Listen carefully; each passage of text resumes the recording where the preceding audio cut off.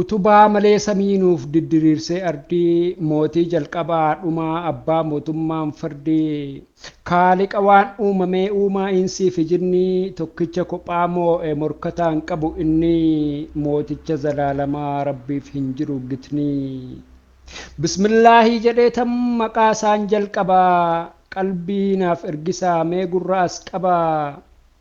nabiyyi rahmata rabbi nu badhaase nagaa fi rahmata itti dhangalaase muhaadaraa markazaa gaafa eebbaa fi sargii situ shaashaa nu godha lalisii ammallee margi affeerraa obbolaa keetii waamicha firaan didduu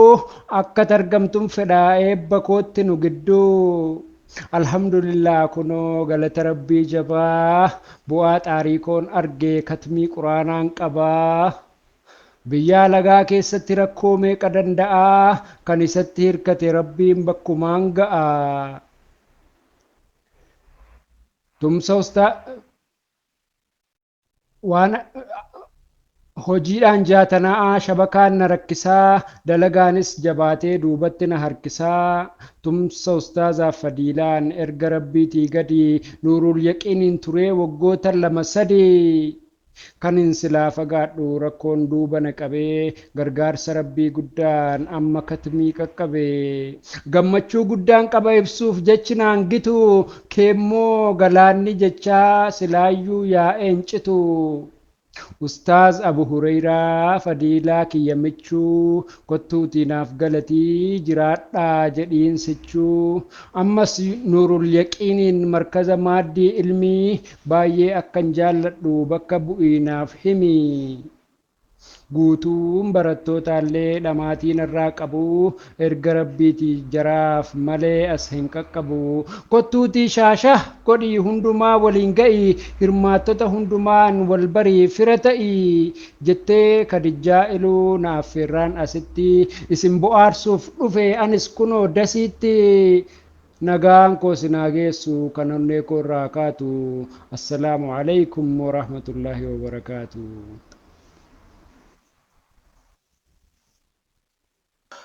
وعليكم السلام ورحمة الله وبركاته الله أكبر anaa dhufu jedhee gammadee keessisaa dura nooruu jedhee keessummaa teessisaa waamicha obbolummaa gurra isin ga'ee isiniif mijeessee mootichi ol ta'e yeroo keessan qaalii irraa nuuf hirtanii dhiyoo fi fagoorraa dhuftanii as jirtanii baga nagaan dhuftan keessummoonni keenya nooruu isiniin jenne ol galaa hin teenya jaalala obbolummaaf dalagaa cufamee markaza nuurul yaqiin gammachuuf dhufamee mukaahuun hin jiru tataa'uun usamee bunaa shaayii feetan filadhaa jajadhaa kokkolfaa mirqaanaa ashaqaa taphadhaa hunduu guutee jira filadhaatii nyaadhaa gammachuun mirqaanee nan dheeressan se'aa baada simannaa koo eebbisuuttin ce'aa kadijjaan hangafee itti dhamaatanii nuurul yaqiin keessatti aliif irraa kaatanii dhamaatii guddoo bootaa kadijjaadhaan hangafee itti dhamaatanii nuurul yaqiin keessatti aliif irraa kaatanii dhamaatii guddoo booda alif laamiin baatanii baga fedha rabbiitiin warra milkii taatanii obsaa fi kutannoo fahmii isiniif kennee baga eebba geessan maashaa Allah jennee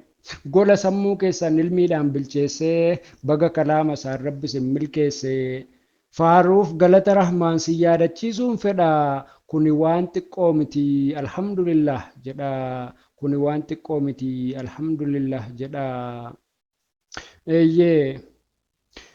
hiree jireenyaatiin ba'uun biyya lagaa mana ormaa keessa cinqamaa dalagaa gaaf tokko osoon dhabin harkarraa jaatanii harka tokkoon hojjataa tokkoon qaraatanii ilmii diinii baruuf waa meeqa taatanii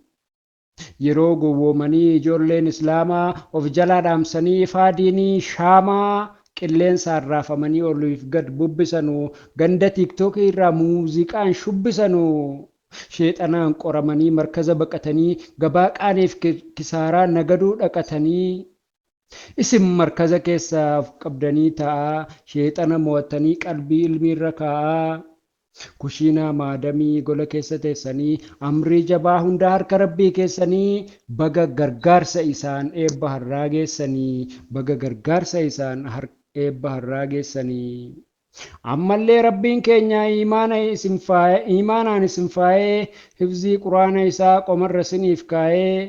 diinii irratti isin dhaabee rahmaan isin haa si'eessu ilmi isiniif dabalee faamiin isin haa mi'eessu warra waan barate darbee kaan barsiisu jaamaa karaa dabee warratti agarsiisu akka Aishaa nabii haadha hadiisa kumaa rabbi isin haa taasisu mu'minoota dhugumaa akka Aishaa nabii haadha hadiisa kumaa rabbi isin haa taasisu mu'minoota dhugumaa. akka ji'i samiirraa urjiileef simboo ta'e erga rabbiitii sheeka kan milkiin isin ga'e oolmaa barsiisaa ofii kaffaluun silaan cimaa eebbiseen rabbiin kadhaaf galata isaaniin himaa. bakkalcha nuurul yaqiin beekumsi akka tabbaa ustaaz abu hureyraa mudiira akka abbaa imaamticha masjiidaa ustaaza qaroo beekaa ilmi abbaa fakkaataa abbuma keetu sheekaa gaafa ilmi irraa fagaatan iyyafattanii waamaa ilmi aqiidaa barsiisaa gorsoota khayrii dhaamaa waliin dhadhamaatanii waggootaaf nuffii malee ilmiin beekaa gootanii isa jaahila kalee beekumsaan dhorkitanii deemuu karaa badiisaa itti mi'eessitanii qur'aanaa fi hadiisaa ilmii aarsaa guddaadhaan ulamaarraa bartanii waakkii malee barsiisuun barattoota qartanii ifaajanii xaartanii hedduutti dadhabdanii sammuu jaraa jaartanii eebbisuun qaqqabdanii ifaajee keessan guddaa oolmaa tulluurra caalu galata keessan jechaan ibsee fixuu hin yaalu argaaf dhagahaan maraa mootichi hunda laalu rabbisin haa milkeessu kan isaa hin gitu maalu rabbisin haa milkeessu kan isaa hin gitu maalu. addunyaa fi akiraa gandaachiif asitti dhabaa dhibeen sin arginnuuf jiraadhu dasiitti. umriif jiruu qananii barullee ollaa nabii rabbi si haa waffaqu aamin jedha harka ol qabii rabbi sin haa waffaqu aamin jedha harka ol qabii jedha jazaakallahu khayran xumureera walaloo ko